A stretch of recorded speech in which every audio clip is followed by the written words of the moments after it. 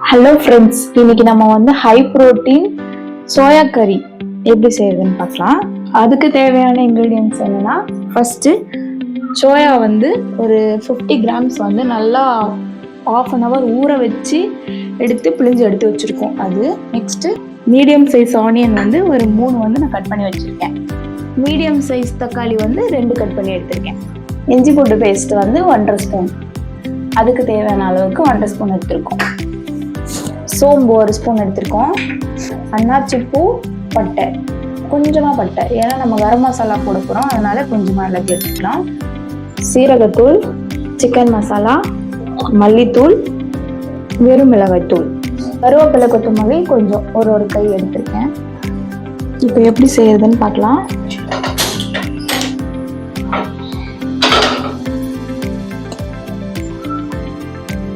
Pan காஞ்சதும் ஒரு கப்பில் வந்து ஆயில், ஏன் நான் நிறைய சேர்க்குறேன்னா வெங்காயம் தக்காளிலாம் இதிலே வந்து நல்லா ஸ்மாஷ் ஆகணும், அதுக்காக ஆயில் இதில் சேர்க்குறேன்.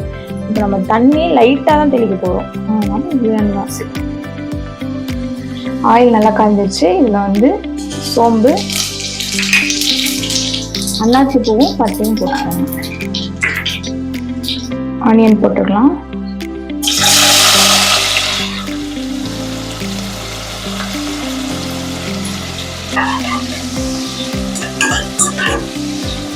வெங்காயம் வந்து நல்லா கோல்டன் ப்ரௌன்ல வரணும். நல்லா கோல்டன் ப்ரௌன் ஆயிடுச்சு. இப்போ வந்து நம்ம தக்காளியை சேர்த்துக்கலாம். ஒரு 2 மினிட்ஸ் அப்படியே வெயிட் பண்ணலாம். ஆனியன் நல்லா வதங்கிடுச்சு, தக்காளி நல்லா வதங்கிடுச்சு. இதில் வந்து இப்போ சீரக பொடி போட்டுக்கலாம்.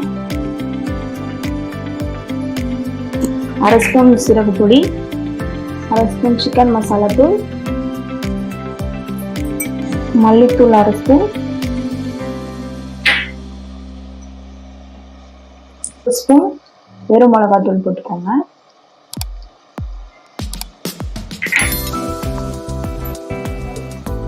அரை ஸ்பூன் வந்து கரம் மசாலா தூள். இதுதான். இப்போ எல்லாமே நல்லா கலரி விட்டுக்கலாம்.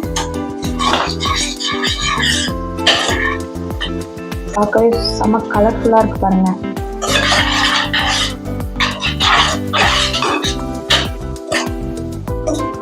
இந்த டைமில் வந்து இஞ்சி பூண்டு பேஸ்ட்டு நம்ம ஆல்ரெடி எடுத்து வச்சுருக்கிறது இதில் ஆட் பண்ணிக்கலாம்.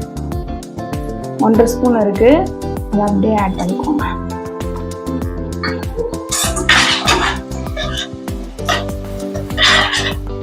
மல்லி, கருவேப்பிலை இதுலேயே ஆட் பண்ணிக்கோங்க.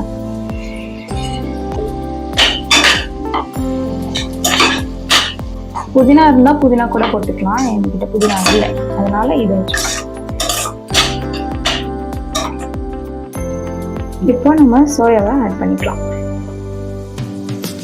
நல்லா தண்ணி இல்லாமல் புழிஞ்சு எடுத்து வச்சுக்கோங்க. இப்போதான் நல்லா கூட்டாகும். மசாலா நல்லா இதில் மிக்ஸ் ஆகிற வரைக்கும் நல்லா வந்து கிளறி விட்டுக்கோங்க.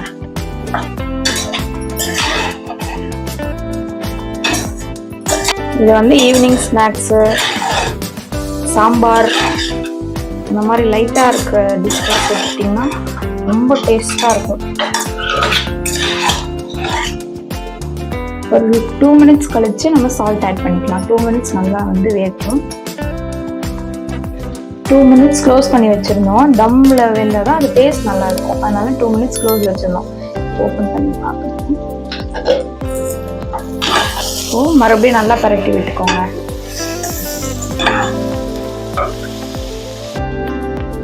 சால்ட் லைட்டாக ஆட் பண்ணிக்கோங்க, தேவையான அளவு ஆட் பண்ணிக்கோங்க.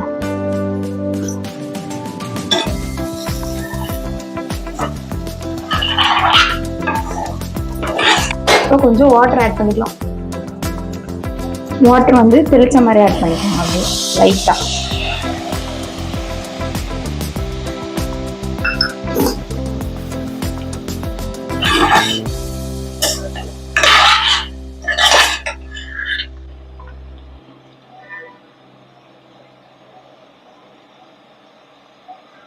மறுபடியும் ஒரு 5 மினிட்ஸ்க்கு க்ளோஸ் பண்ணி வேக வச்சுக்கோங்க. ஏன்னா வாட்டர் ஆட் பண்ணியிருக்கோம்ல, அது கொஞ்சம் நல்லா ட்ரை ஆகும். அதுக்காக ஸ்லோலியே வச்சு ஒரு 5 மினிட்ஸ் வச்சுக்கோங்க. 5 மினிட்ஸ் ஆயிடுச்சு. இப்போ நல்லா பரட்டி விட்டுக்கோங்க. அவ்வளோதான்.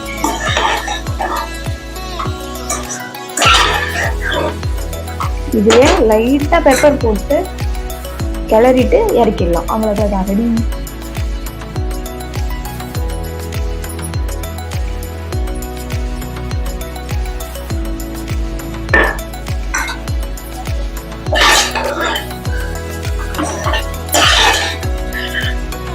அவ்வளோதான், ரெடி ஆயிடுச்சு.